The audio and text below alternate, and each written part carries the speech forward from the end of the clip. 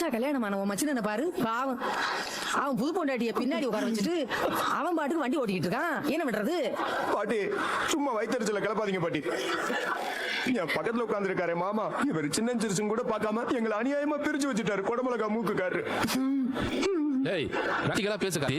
என் உடம்புக்கு நான் பின்னாடி உட்காந்தான்னு வச்சுக்கேன், 3 பேரும் மூச்சு அடிச்சு ஸ்பாட்லயே அவுட்டு.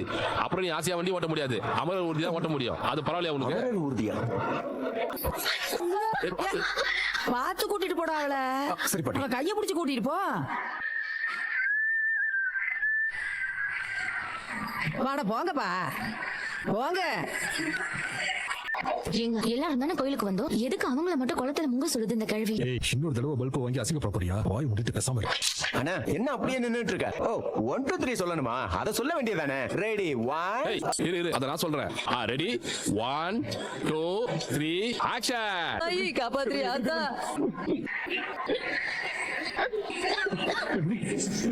கண்மணி நான் கூடவே இருக்கேன். உனக்கு ஒண்ணு ஆகாது கண்மணி. கண்மணி கண்மணி கண்மணி உனக்கு ஒண்ணு இல்லம்மா. ஒண்ணு இல்ல கண்மணி. கண்மணி கண்மணி கண்மணி